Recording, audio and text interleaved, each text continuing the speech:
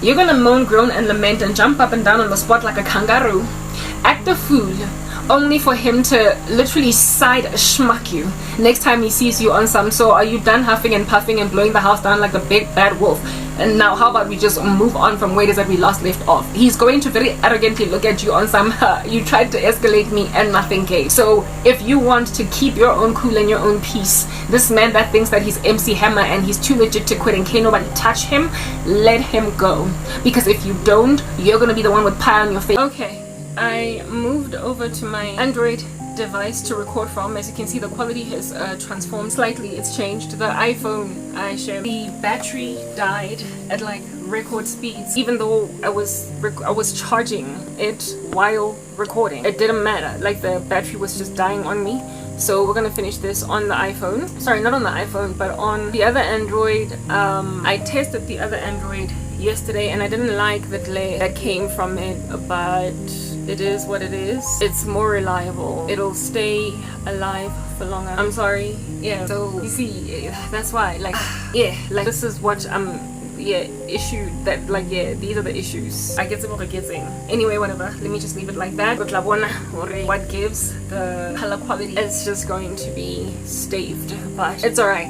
Because I have got a message that I need to get out and I started it, and we are not going to out here stop in the middle like proper, because we are busy, man. Anyway, yeah, that's what's good. Yes, like I said, where was I? See, I lost my train of thought, and I'm just gonna keep losing my train of thought because of just the lighting.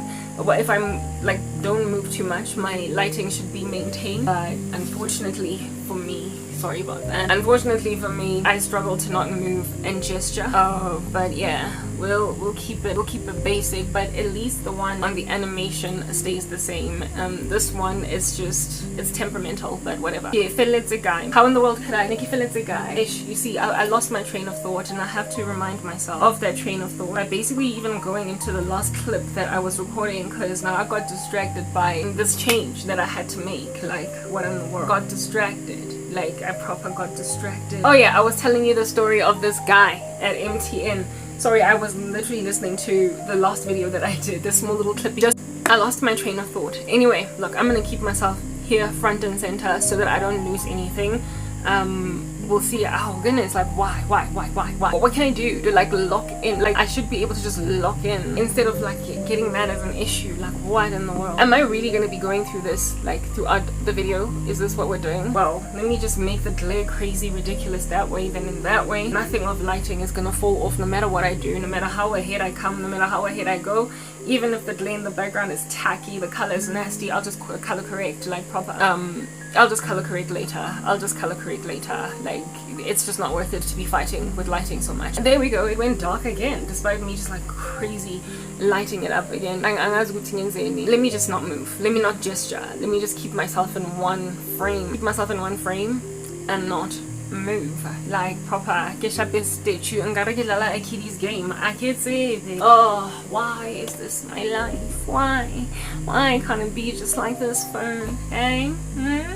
Why? Wine is under my jam. Wine is under my jam. Anyway, whatever, look, let's just carry on talking. Let's try and maintain, like, even when I hold like crazy still, like, I don't know who it's saying. I could say that. Anyway, whatever, where was I? Yes, this crazy dude that I was working with, go MTN, went and said this nasty thing in an email. Like, I proper don't even know what it gets in. Yeah, this crazy ridiculous man said on an email what he said, and then my boss called me so that I don't basically tell him where to get straight off the bat, and I took her counsel. I could not take it. I could not just insubordinate my boss and essentially just satiate my anger and tell this guy where to get off, or reply to, or and us have a little exchange on email. But what I'm trying to get at is that my boss had experienced that guy's crazy, uncouth behavior years prior. Here it is that I was experiencing it. I would imagine there were many other women in the middle that had endured that crazy at his hand, and yet he was able to continue to roll around like a donut inside some chocolate in the company for all of those years, unfettered, unscathed, unmoved, able to do the most in that particular regard, precisely because nobody ever called him to book concerning it. And he only grew grander fever. It only grew fur with time. that nasty demeanor of his. With time, his spectacular misogyny only grew fur. It only grew fur. Like, Papa, I guess we'll get it. Maybe if I switch the light off, it might make life easier. What do you think? Is it gonna change or alter? But it just makes my thingy so dull. Like, no, we're not running with it. We are not running with it. We are not content with there being no light in the background. Now, like, there's just gonna be these distractions in the middle, and it's just gonna be a thing that's gonna be so crazy annoying. Yeah, anyway, that guy, maybe I should just look at this camera, because now the other camera is just so distracting to me that I can't help but just actually focus on poor lighting. So let me just look at the animation, which is unfettered at this particular juncture, from color issues, light issues, that if the light should dim and go off on this side, I'll just, like, I won't catch it. Alright, like, moving on. Get like the camera, guys, because now I want this to be a thing, because it's going to minimize how much time I spend on my edits. That's why I want to record on 2 phones, but now my iPhone takes, like, the battery dies in like 2 seconds. Oh, come on, the battery dies in 2 seconds, and as in, it's okay, like, just let it go. I don't know what to do. Like, I literally have no clue. There was a way to lock lighting on a screen, and, like, historically I need to find that setting. Like, I just do. Setting. I know it exists. Like, I know it exists. I'm sorry. You see, now I'm busy. Keep busy. Mama bone lighter. Reba bedi fela. Keep busy. When I'm supposed to be twerking. I'm not for any of this. Now I'm at the, like, brightest setting. I feel like just to eradicate all that stuff that happened when this phone goes dark. Ain't nobody got time for this. Setting. I get to go I don't know. Maybe it's in a display in brightness. I don't know. Just to stay. Especially in these Android devices, like, proper. No. Don't get it. Oh, we see now. Just a waste of time. It's waste of time. Comprehensive waste of time. Look, I don't know what to do, so I'm just not gonna try and concentrate on whatever happens next. We're gonna let this thing go on and off and do what it wants to do with lighting until we're done. Yeah, I seriously can't even tell you what in the world needs to be done over here to eradicate the issue. The issue is not being eradicated, and we are not gonna fight it. Bring something dark. Yeah, it might help. This pillow might help to help, you know, the contrast, like just actually massacre it, punching it with an uppercut. How's that? Whatever. Okay, cool beans and bananas. Yeah, no, this guy was basically dilly-dallying all of those years in the company with all of that crazy behavior of his, precisely because nobody called it out. What I'm trying to get at with that story that I've been trying to explain over multiple little clips because of my lighting issues. Alright, I think the black helped. It did. Or the dark pillow.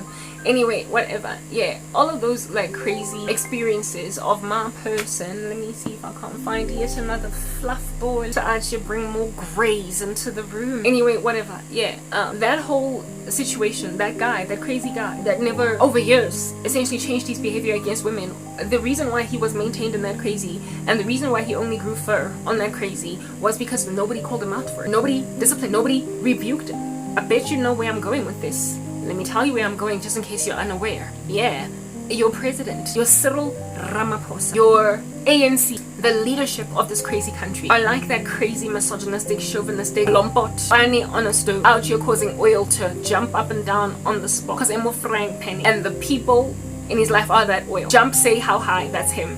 Because underneath mafura,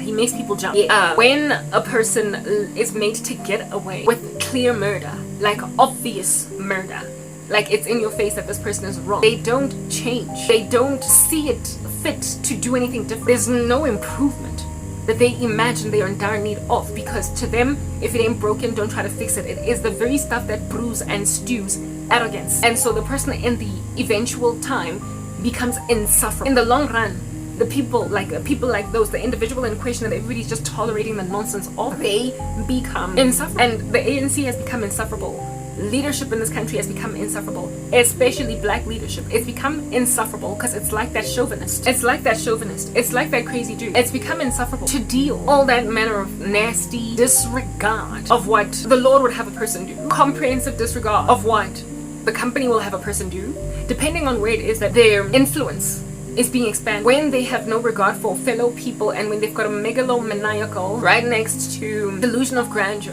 and when they're self-aggrandized, nothing is going to change it. And there is a delusion of grandeur dwelling in lots of black leadership in this country. It's only ever getting more and more feverish. Black leadership in South Africa is insatiably communistic. It's socialistic. It's like every black leader that rises up from the woodworks wants to destroy white people, unless of course they belong to the Democratic Alliance or whatever. Julius Malema is problematic, and I can't say that enough. The ANC is problematic. I can't say that enough. Like, there's just a whole bunch of crazy things that are happening in a nation that does not only have black for a race. We are not a uni-demographic country, so why under heaven are we even accommodating or tolerating any part at all that has it in for any individual racial group in the nation? Stuff like that ought not be tolerable in any country, and yet in Africa it just runs free reign because black people are left to get away with so much murder because apparently they can't be racist. And when they are blurting racist sentiment, it's apparently allegedly a reaction to the pain that they endured in the past. Like one of those hurt people principles, right? It's a concept of hurt people. I was broken yesterday, so I'm going to go and break everybody else tomorrow. I mean, that's not how we ought to operate, and yet that's how it is that we are apparently presently operating. There is no sustainability in any ecosystem of that nature. In the long run, it's going to result in a riotous eventuality. There's going to be war. Do you understand? People are going to fight. Nobody is going to take lying down all that level of disrespect against their person, their humanity, and that which they want to do. No one. In the same way that black people and basically non-whites fought against indiscretions against their person and all that disrespect of their persons in the days of apartheid, you cannot expect white people to just sit back and do nothing about all this disrespect against them in the country. You literally cannot. And South Africa is becoming increasingly racist in a way that is very, very insufferable. It's like we conquer one systematic oppression and now another one is coming on board. And I spoke about that the other day. How sustainable? And I just want to get out. Communism. Help me explain to you. Think about communistic countries, all right? Russia is one, and so too is China, and we are affiliated with them as South Africa. You know, BRICS and everything. Yeah, that's what's good. Well, these countries do everything in their power. Let's just put it out there. When you are running a communistic nation, you do everything in your might to eradicate an invisible god. Communistic countries believe in the power of man. They believe in man's unity to distribute resources fairly among man, essentially taking from the rich like Robin Hood and giving to the poor. They believe in the redistribution of wealth and all that jazz, and they believe that nobody's coming for us, just us. And so it is our responsibility to take care of us as human beings. We gotta have our own back. And unfortunately, because human beings are inherently kind of selfish, gnarly with their rapacity, their greed, we have got to legislate, essentially, as with an iron fist, adherence or obedience to distribution of wealth equally among citizens, to flattening the line of wealth, to making sure that everybody is fed, everybody is good. Some might say there's nothing wrong with that, and just as with any political ideology, they tend to all not look bad on the surface until you see the inefficiencies of such structures in the eventual run. First and foremost, let's speak about sin, alright? We are born dead in it. In sin did our parents conceive us. We can do nothing good, not even one of us, and all of us have sinned and fallen short of the glory of God. Because we are sinful, even though the Lord implored us as at the judgment on Adam to go out there and work by the sweat of our brow. Herein lies the deal. There are people who, if at all, they can get away with lazing around, bumming around, merely existing. Yeah, they will, and still get fat. Why do you think such a show even exists online, on TV, like My 600-Pound Life? There are people who get fed and they get fat without having a single day's work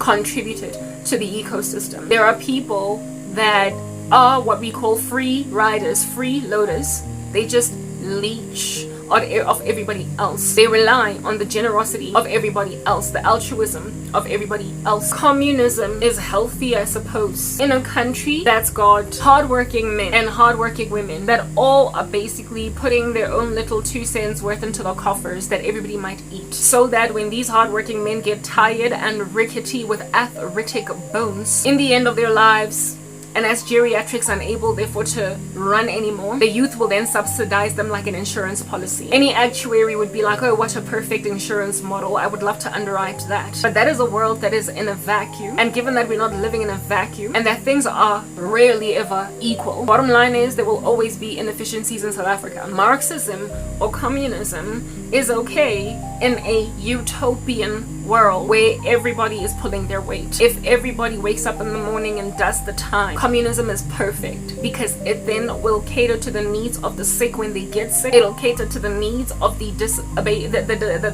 disabled, the people with disabilities when they get disability. It'll cater to the needs of the tired when they get tired. It'll still put food in the stomach of those that are on a leave of absence, because everybody deserves a break in a minute, but they know that at some point they're gonna lift their feet up. It pays the fees of every student that will come and study next year, because the ones who graduated whose fees were paid for last year are now working and are therefore now paying for the fees of the other university students that are on the come. It's perfect in a utopian world, but you see, we are not in a utopia, are we? Because of the fact that we are fallen, we are mankind, we are sinful, we are dead in trespasses and sins, our most righteous works are like filthy rags. Even the best among us are frankly worthless. And I mean, that's not to be misanthropic as a person, it is to be realistic. We are born depraved. That's how we are as human beings. Our hearts are deceitful above all things and desperately wicked. That's what's good. So because we are full of pleasure seeking and we are full of strive minimization, we have this thing about, if I can get the most out of my money with the least effort, then I'm good. So you know how people even innovated work smarter, not harder, whereas that's unbiblical entirely. God says whatever you do, work heartily as unto the Lord. So God has a thing about hard work, because he even said to Adam that because of how you sinned, you're gonna work by the sweat of your brow. Hard work is a prescription, not a recommendation from God. That's what's good. Whereas mankind is actually telling people to work smart and not hard, is problematic in the sense that sometimes intelligence for people is regarded as the prospering, the success that any single man or woman on the street can have at essentially making somebody else do their dirty work for them. You are apparently smart when you make someone else do your homework. You are apparently smart when you dupe your lecturer into giving you an A on your paper despite not having earned it because you slept with him. You are apparently smart when you bribe the licensing department driver guy or driver lady to give you a driver's license without actually learning how to drive. You are smart when you pay a bribe to the police officer that out here could arrest you for drunken driving. You know, intelligence is essentially accrued by sinful man as getting away with murder sometimes. It's not necessarily using your mind to make systems more efficacious or efficient on the earth. Sometimes it is to dupe the system, to trick the system, to essentially conquer it. Whereas everybody else had to do the time, you did none of it. So to work smart is not always beneficial for an ecosystem, because it tends to rob from some people that which they are in dire need of, right? Yeah, that's what's good. And it's very, very unfortunate. So because mankind are like Brad Pitt and George Clooney and Turlo in Oceans 11, 12, and 13, they're smooth criminals that out here will impress you when they're stealing. That's why socialism or communism is problematic, okay? Because you then will be dealing with people who can drain the system. I was reading today Cyril Ramaphosa trying to impress South Africans. I didn't read it actually. You see, now this lighting is not coming back to me. I didn't read it. I only saw the caption, the title, the catchphrase, and I was like, oh, whatever. I noticed, what do they call this thing? That they have increased the amount that is going to be paid out in SASSA grants. Of course, Cyril Ramaphosa is going to, after South Africans actually lament against Donald Trump, even though South Africans are Trump lamented against South African abuse, and yes, South Africans are lamenting against Donald Trump and calling him arrogant. Listen, Cyril Ramaphosa will then reward a country that is disagreeing that they need a change. He's going to reward them with socialism. He's going to make like Pablo Escobar and go to the slums, the comunas of Colombia, and award a whole bunch of poor Colombians that he is effectively. Pablo Escobar will go into the slums of Colombia and award a whole bunch of Colombians in the slums of Colombia in the comunas, yeah, wads of cash, right? That thing, yeah. To basically love it. They call them the Robin Hood of Colombia, like just this like Prince of Peace of Colombia, when he ultimately turned out to be the be-all and end-all, the baddest terrorist of even the comunas with his drug syndicate out here doing its thing with is the Sinaloa cartel or the Medellin cartel. I stand corrected as to which one of those two Pablo Escobar is a part of. I think he was at enmity with the Sinaloa cartel or the Medellin. I stand corrected, okay? That cartel of his and those drug wars and the fight with the Colombian government, the American DEA, caused so much strife and sorrow and death and heartbreak in the comunas, where at some point he was their Robin Hood, that it became evident that to try and pay people money just to shut them up, to forget that you are a terrorist, is ultimately going to come back and bite them in the behind. And ANC is like a terroristic Pablo Escobaric regime. That's what you need to understand. It's a mono. Do you understand what I'm saying? Yeah, here it is that Cyril Ramaphosa, and today as I was reading on some like news article from Share It, has raised SASSA grants. Maybe they raised them every year, I don't know.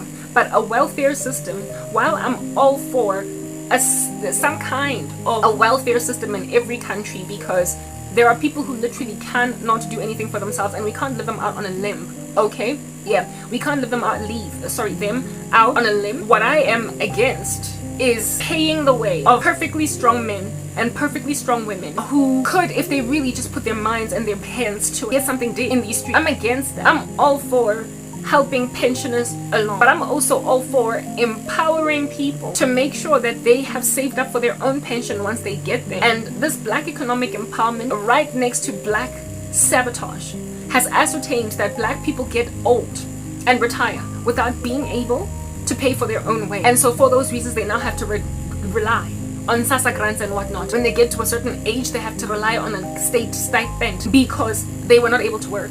When those inefficiencies that took away from them the ability to work were created by a rapacious government that withheld from them opportunity to indeed be financially independent at retirement. So that's why socialism is just problematic. Pablo Escobar will go into this. Socialism is problematic because it hurts those that are hardworking, those who work by the sweat of their brow, who put in the time, who wear the dungarees, who sweat. It hurts them because it makes them subsidize sometimes not only those who really can't do anything for themselves, like the elderly that still need to eat and they still need a bed, like the disabled who, albeit really strongly desiring to work, they can't anymore, like the special needs people, you get my point, like the temporarily unemployed youth that is struggling to find a job, but they are actually trying to get something done. I'm all for helping these people while they try to get their lives back together again. For those who can't get their lives back together again, or those who are permanently unable to do anything for themselves, indeed they ought be enabled along. We should not be leaving people in poverty. But just the fact that there are so many hobos in this country, just the fact that there is so much disenfranchisement in this, just the fact that anybody at all can be begging for money on the street, evidences that even in a socialistic country, or one that's gunning for socialism, there are inefficiencies. Because why are there any hobos at all in a socialistic country? They shouldn't be. But I'm all for removing hobos off the street, but they must be empowered. You see, there's a problem with black people in this country, and I keep on lamenting against it. They are shooting each other in the foot, in the back. They are ascertaining that they don't get strong, or if they are willing to let them be some kind of okay, they feel as if they're in a position to dictate how okay they can be. Listen to me speak, listen to me work. I'm hardworking, I should be making quite a pretty penny. But there are people in my country, black folk in particular, that have determined, there are black people in this country that have determined that even if I were to work, there's only so much I can, even if I were to study, there's only so much I can learn, even if I were to rise, there's only so far that I can rise. I have been dictated as to how far I can go with my God-given gifts and talents. How much I want to do has been restricted by black rapacity, black entitlement, black selfishness, black competitiveness, covetousness, a feeling of you can't be better than me, just this thing of I don't want you to do well because I don't want to have to feel some kind of way about how well you're doing. And with black people doing that to each other on the ground, they're keeping money out of black pockets, they're keeping power out of the black man's wealth vats. They're ascertaining that they are restricted in terms of what they can use in their suite of talents, because they are literally being told, Aisuga, your singing is not going to take you anywhere, your talking heads videos on YouTube are not going to get you anywhere, your skating is not going to get you anywhere, your number crunching, basically they want to tell you what you can do. I have had crazy people come here with all of their witchcraft to literally tell me, you're going to scan groceries at the Pick and Pay, you're going to go and wait tables at the Wimpy. And when I'm like, no, I don't want to do that because I'm really smart and I would rather do ABC, they're like, no, because that's gonna make me envy you, and I'm not trying to have any of that. So that's why socialism is problematic, because of the fact that there are people trying to pay the way of people that can't pay their own way in a country full of people that are trying to make sure that even that money that goes inside the big fat chunky contributory bucket to enable those who can't do anything for themselves is limited to what it is that every greedy, selfish, crazy person on the periphery just so happens to agree their fellow man can do. So if I could have contributed to the socialistic bucket 10 million, they're saying, Karabo, you're gonna only contribute 10 rands because I'm envious of you potentially contributing 10 million. So I then am not even able to then basically pay the way of the guy in the wheelchair. I can't pay the way of the student that is on financial aid at varsity. I cannot pay the way of the pensioner. I cannot pay the way of the seasonally unemployed, and not at the height that I desire to pay them because I can't contribute to my country's bucket of socialistic funds, seeing as we are all about wealth distribution. I cannot contribute to my country's overall wealth, at least not at the height I want to, only to a certain extent. Only to a certain extent. Am I told by greedy, rapacious, covetous, and competitive men and women on the left and on the right of me, only based on how much that I can make, am I then basically given permission to participate in the socialistic economy? What in the world? What the heck? It doesn't make sense. So in a country so full of selfish men and women, Bansaba lawyer everybody all over the show making sure that they can't do anything for themselves. Socialism alone is not going to work. This little Julius Malema idea is not going to work. This little increasing of SASSA grants is not going to work. Nothing of it is going to work. Like I said, socialism can only function swimmingly in some kind of a vacuum that is just beautifully like adorned with utopian stimuli. Apart from that utopia, it will crash and burn, especially when you live in a country like South Africa where everyone is bewitching everyone to be poor, to be nowhere, therefore making sure that we don't even have enough money to subsidize those who can't do anything for themselves. A defeatist, and it's going to result in civil war. The very people that are out here collecting these SASSA grants from Cyril Ramaphosa's government, some of them wanted to work but couldn't because Abu Budbabo stole their stars. Their brothers and sisters are just stole their fortunes by twirling in until a man went from the age of 25 to 50. Very peace job, peace job, peace job, peace job, peace job, chilling outside Builder's Warehouse holding up a sign saying Tyler, even though he's got an engineering degree. This man did that all the way up until the age of 66, 65, 63, 60, whatever is the age that you qualify for the pensioners grant. And because when you are working that kind of hand-to-mouth job, you don't have a retirement annuity. Why would you? Because when you work in that kind of job, you have not saved up anything. You don't probably have even a house that you've paid off, got your own bond. You were working from hand to mouth. Peace job, peace job. And now that your hands are arthritic, now that you're old and you can't tile anymore, that's when you then put down the sign at Builder's Warehouse and queue at the government offices every month for them to give you a stipend of how much every single month. Who made sure that that man goes from the age of 25, a young, vigorous, healthy man, to 6, unable to amass for himself retirement earnings? On the left and on the right. That's what's happening in South Africa. You're crazy. That's that. Only to a certain extent. That's all that this is gonna achieve. Do you understand?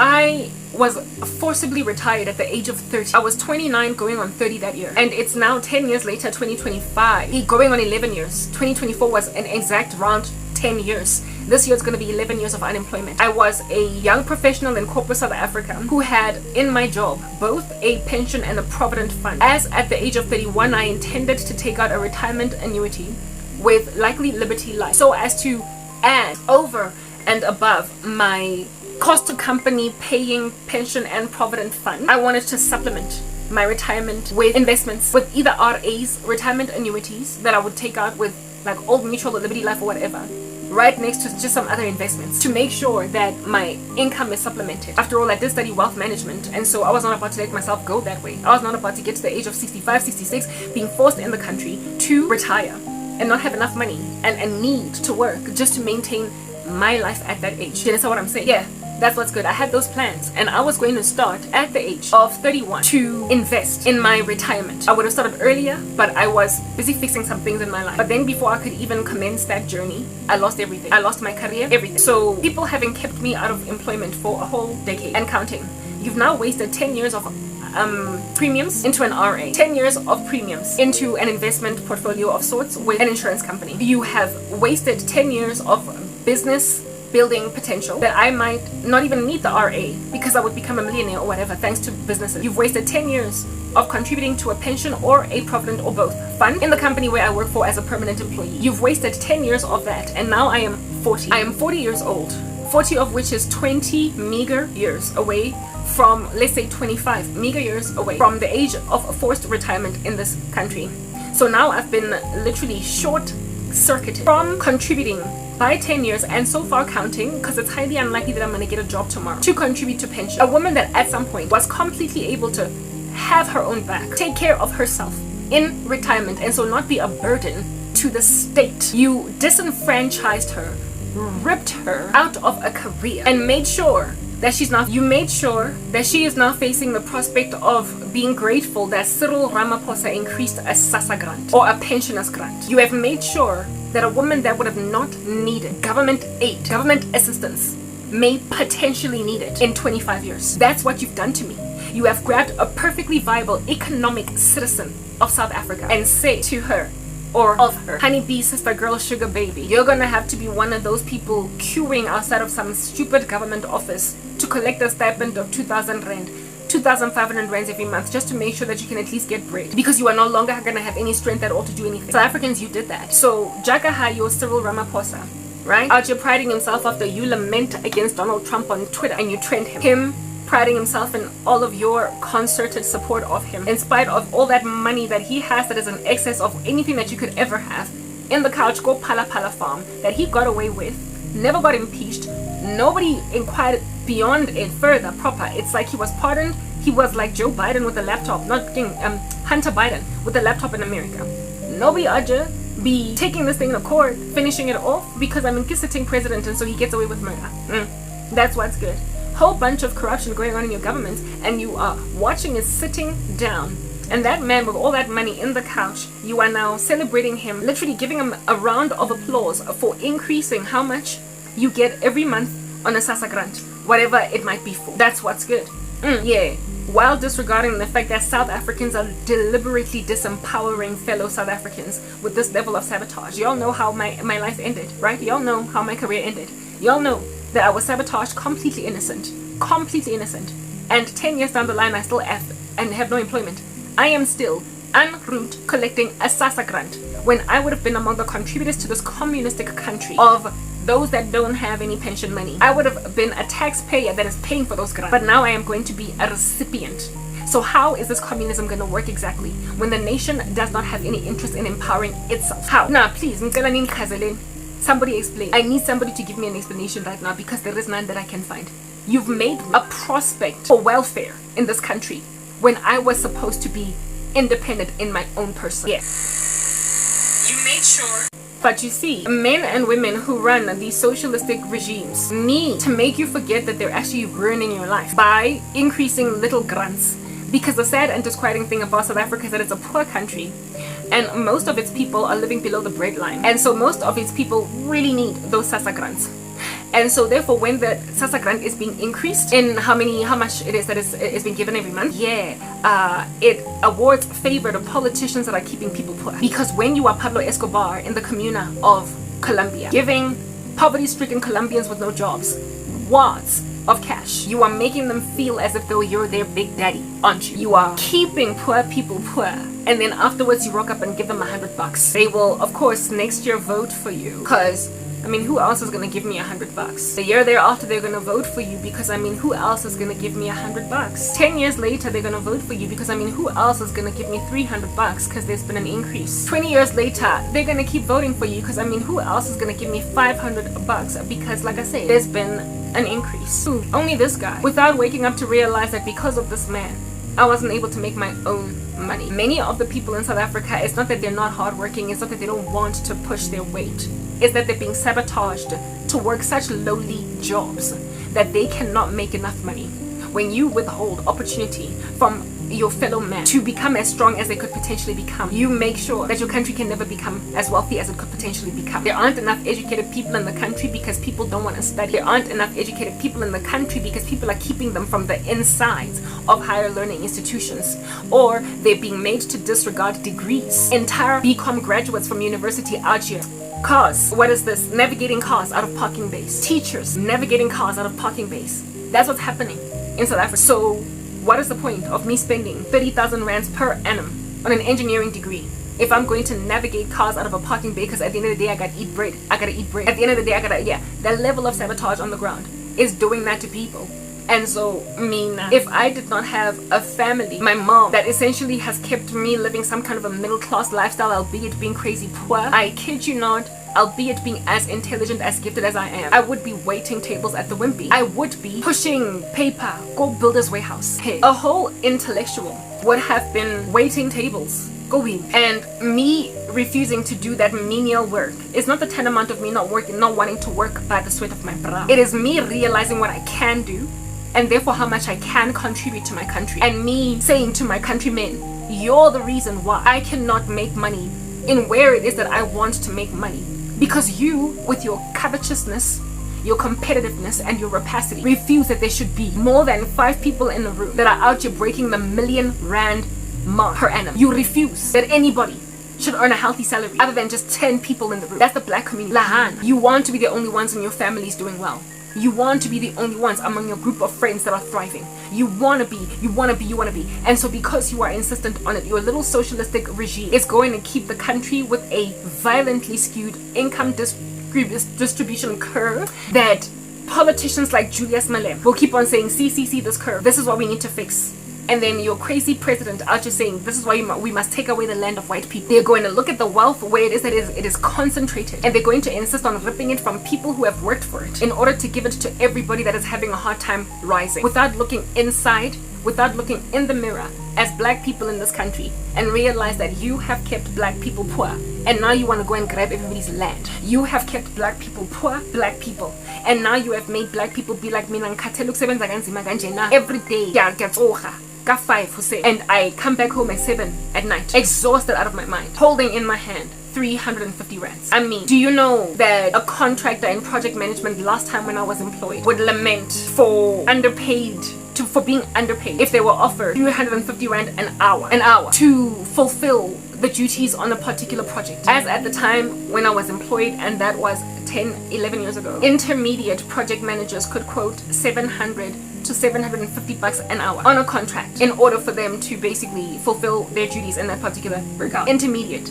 The senior guys, I don't even have to tell you, Jack. They are to be quoting ridiculous tariffs like 1,500 rands an hour. So if an intermediate consultant could charge at a minimum 650 to 900 rands per hour to fulfill their duties, how do you think a person that works, and again, you're a project manager, right? So you spend a good 10 minutes in the canteen, 15, maybe 20, maybe an hour, walking up and down the building just to talk to some people. You write up meetings, you collate data, you get people in a room, you chair a meeting, you make them do stuff, you coordinate a project, and then call yourself a program or a project manager. You are largely leisurely.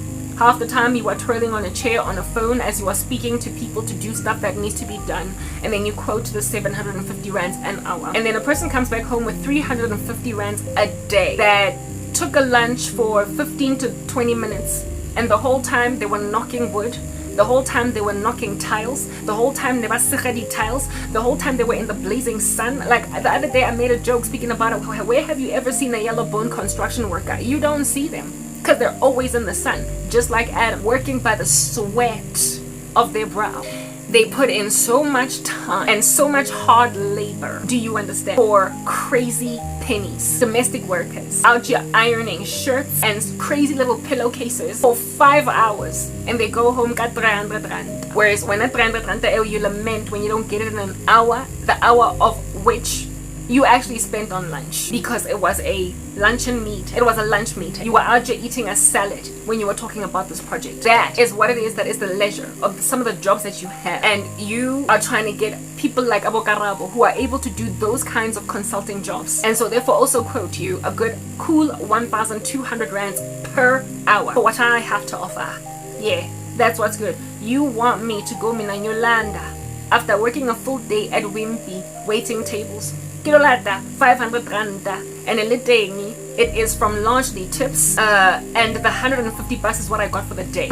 When I've got the kinds of skills that should amass for me, like I said, a good cool 1,200 rands an hour for my services, and that was as at 2014. It's 2025, so I would imagine the tariffs have spiked significantly for consulting fees. Now, people want to regard me as a junior, whatever. Some silly cousin wanted to make me her administrator, like weird stuff. And I keep on saying, listen, I'm skilled, I'm very intelligent, I'm gifted, I can flip a model, I can change a business, I can cause a man to out here go from meager breaking even to out here profitably just coining it with like bumper profits per annum, because I am a skilled management consultant in the worst way. Yeah, and people are out here insisting that no, Karabo, either go wait tables or order me digestive biscuits as an administrator and make sure that my parking bay is maintained every single year in that particular spot. People are trying to make me that. And when I say akirigeni, they call me lazy. And I'm like, lazy? About my content on social media.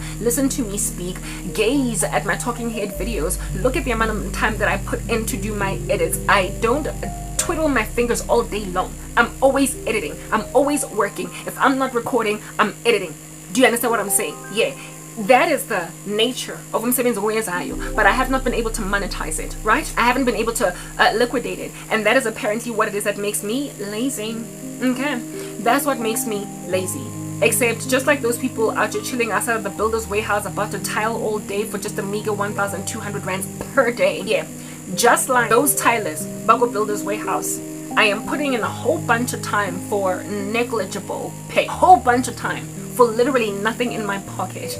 Do you understand what I'm saying? And people are trying to keep that as a going concern and then claim that, I guess, you can't have it all at the end of your life when you're being subsidized by the government on your pension. Not everybody could be Oppenheimer. Not everybody could be Mark Zuckerberg and Bill Gates. Not everybody could be Elon Musk.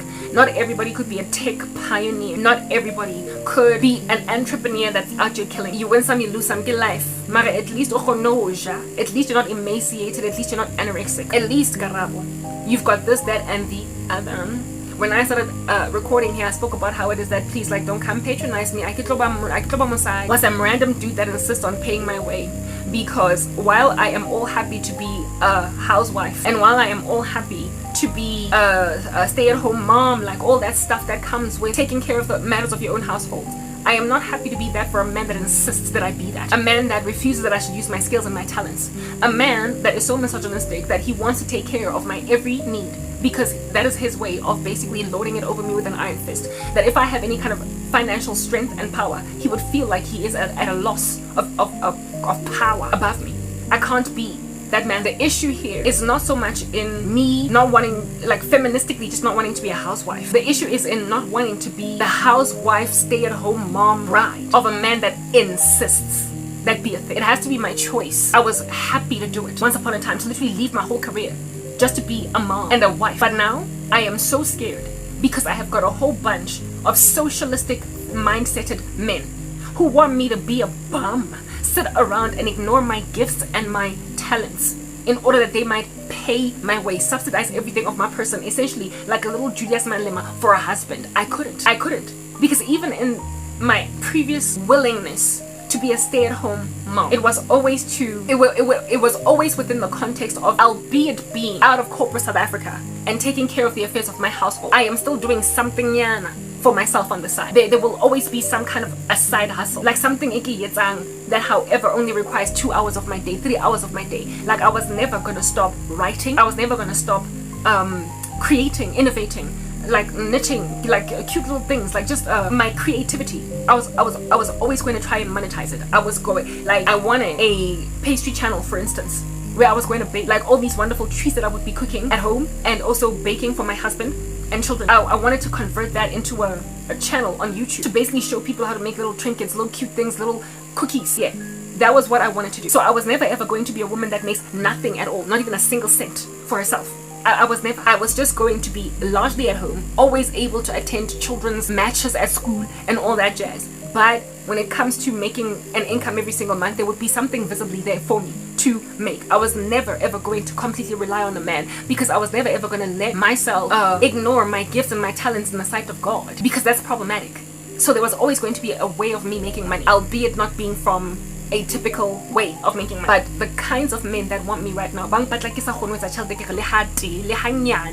they don't even want me taking care of myself. Like, they just want to pay my way. That's a dangerous man. It's a dangerous man. It's a socialistic structure that is forcing me to be a pensioner on a government stipend, but instead of it being the government, it's a husband. And apparently if I don't go out like that, I'm also kind of like dangerously screwed. I'm like, yazene guys,